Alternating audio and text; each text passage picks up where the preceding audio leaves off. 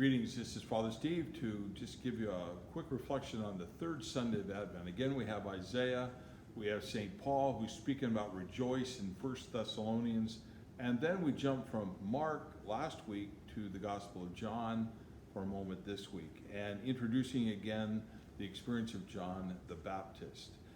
I think John would have done great in any kind of legal deposition because as many times as they ask him questions, he leads them in a different direction. They don't lead him.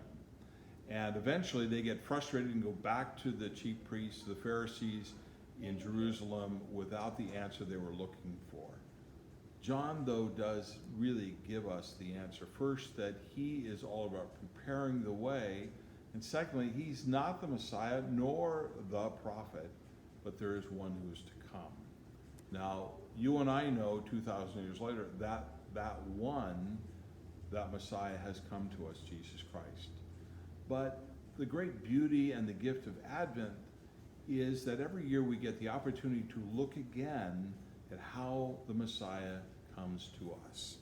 Think of it this way.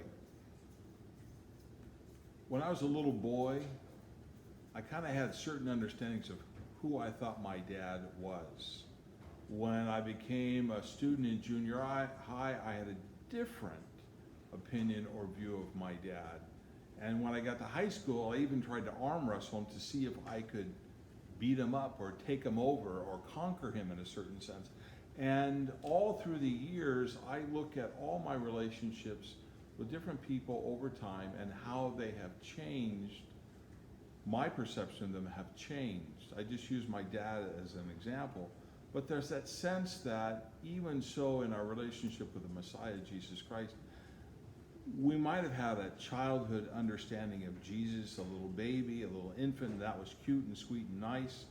But hopefully it's matured, and that we see the Messiah much more for who he reveals himself to be. The one who calls us first to love. The second is he calls us to forgive.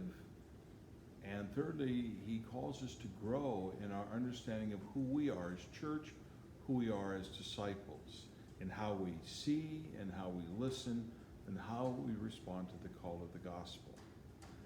We can't stay where we were as little kids in any of our relationships. We can't stay where we were as adolescents in any of our relationships.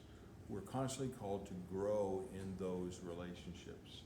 And in doing so, we discover too who the Messiah is calling us to be, not just in this Advent season or this pandemic time, but as we grow into the future. May God bless us all this week.